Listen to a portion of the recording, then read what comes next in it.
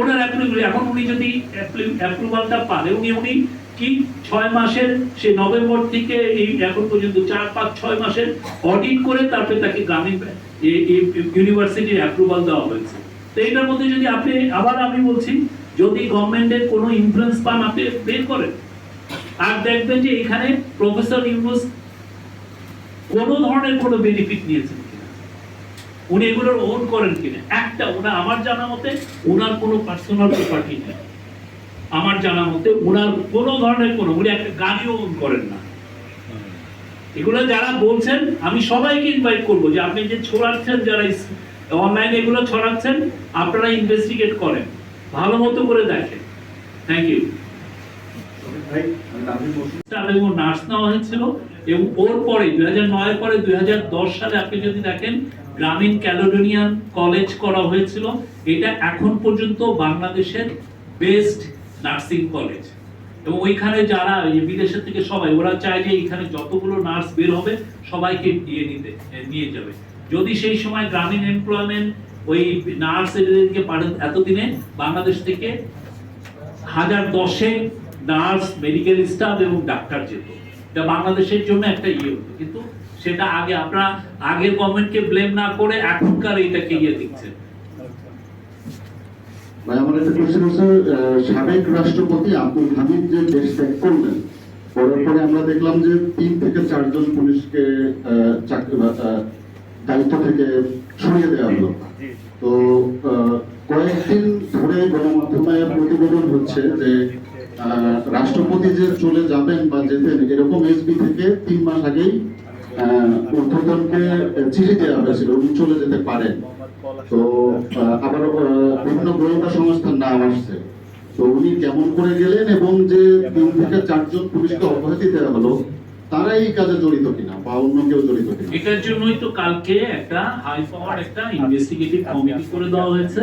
তারা এটা, আপনারা দেখেছেন, আমরা জানিয়েছি 15 কর্মদিবস সম্ভবত, তারা এই পুরো জিনিসটা ইনভেস্টিগেট করে দেখবেন যে কোথায় ল্যাপসটা হয়েছে, সেই ল্যাপসটা ওনারা আইডেন্টিফাই করবেন এবং কার কার এখানে কি কি রোল ছিল সেগুলো ওনারা জানবেন। Thank you. এটা আগে ইনভেস্টিগেট করুন, তারপরে আমার মনে হয় যে ইনভেস্টিগেশনে সব তথ্য বেরিয়ে আসবে। হ্যাঁ,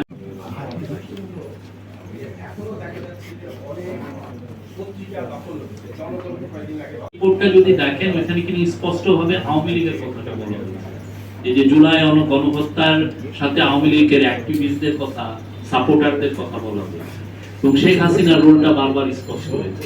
14 দলের অন্যান্য পার্টির রোল সেভাবে আসছে আমরা দেখি নাই। ওই ইউএন এর যে 127, আমি সবাইকে আহ্বান করব, এটা খুবই একটা ব্রিলিয়ান্ট রিপোর্ট, সবাই পড়বেন কিভাবে আসলে এই বিষয়গুলো ইনভেস্টিগেট করতে হয়। এটার উপরে একদম এত সুন্দর রিপোর্ট আপনি পাবেন না। আর ইউএন এর হিউম্যান রাইটস অফিস করেছে, তারা জানে কিভাবে রিপোর্ট করতে। আমি সবাইকে আহ্বান করি আপনারা ওই রিপোর্টটা পড়বেন।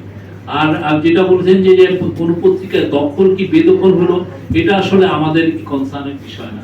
এটা জার্নালিস্ট, আবার বলবো যে ইউনিয়ন দেখবে, জার্নালিস্ট ইউনিয়ন দেখবে, জার্নালিস্টের যাদের স্বার্থের সাথে এটা কনফ্লিক্ট হচ্ছে তারা দেখবে। এতে যদি কোনো জব লস হয় এটা দেখবে, মালিকরা দেখবে।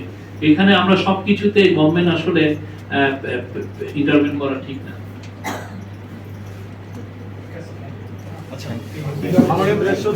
আমি ফজল হোসেন হালো বাংলাতে কাজ করি। আমার প্রশ্ন হচ্ছে, সাংবাদিকরা অনেক সময় সত্য নিউজ করার কারণে হামলা মামলার শিকার হয়। তো এই হামলা মামলার শিকার হয়ে থানায় গিয়ে তারা মামলা করতে গেলে অনেক সময় থানা কর্তৃপক্ষ মামলা নিতে চান না বা মামলা নেন না। তো সাংবাদিকদের এই নিরাপত্তার বিষয়ে সরকার কি অবস্থান নেবে? না, অবশ্যই আপনারা এটা আমাদেরকে জানাবেন। এটা যদি ঘটে যে আপনি সত্য নিউজ করলেন এবং এর জন্য আপনি হামলার শিকার হলেন, অবশ্যই ইয়েতে থানায় যে এটা কমপ্লেন করবেন। আর এটা যদি দেখেন থানা না নিচ্ছে, তখন অবশ্যই আমাদেরকে জানাবেন, আমাদের প্রেস নিয়ে যে কেউ কাউকে জানাতে পারেন। আর এট দ্য সেম টাইম আমি আবার বলি, ইউনিয়নকে জানাবেন, ইউনিয়ন যেন আপনার হয়ে বলেন। ইউনিয়ন সারা জীবন তো চামচামি করছে, এখন সাংবাদিকের জন্য একটু ভালো কাজ করুন। হ্যাঁ, এটা আমরা চাই। হ্যাঁ, অনেক পূর্বাচলের প্লট হয়েছে, আমরা চাই যাতে যে সমস্ত গরিব সাংবাদিক আছেন, সত্যিকার অর্থে যাদের রাইটসটা আমাদের আপহোল্ড করা উচিত, এটা বড় তাদেরটা দেখা উচিত। এটা সত্যি করে আমার অ্যাজ এ ফর্মার জার্নালিস্ট আমার খুব খারাপ লাগে যখন শুনি যে একটা জার্নালিস্টকে তার ওনাররা 10,000 টাকা বেতন দিচ্ছে, খুবই অন্যায়। ঠিক তেমনি আপনার যদি রাইটস কর্ম হয়, আপনাকে কোনো যদি থ্রেট দেয় কেউ, আপনার উপর জানের যদি হুমকি আসে, অবশ্যই জানাবেন। আমরা চাই বাংলাদেশটা জার্নালিস্টদের জন্য একটা সেফ একটা ওয়ার্কিং জোন, সবাই যেন নিরাপদে কাজ করতে পারে। যে সবচেয়ে বড় গভর্নমেন্টের যে সবচেয়ে বড় ক্রিটিক, সেও যেন সবচেয়ে নিরাপদে থাকেন এবং তার কাজটা করতে পারেন। Thank you. জাতির উদ্দেশ্যে ভাষণে বলেছেন, বিভিন্ন ডিগনিটারি যখন কথা বলতে আসেন ইলেকশনের প্রসঙ্গটা উঠলে তখন বলেন এই কথা, এবং আমরা আপনাদেরকে তো প্রেস রিলিজ দিয়ে জানাই যে উনি কি বলছেন। আমি আবারও বলছি যে পুরো বিষয়টা নিয়ে কোনো ধরনের কোনো অ্যাম্বিগুইটি নাই, কোনো ধরনের কোনো মিথ্যা তথ্য দেওয়ার কোনো অপপ্রয়াস নাই। আমরা আবারও বলছি ইলেকশন ডিসেম্বর থেকে জুনের মধ্যে হবে।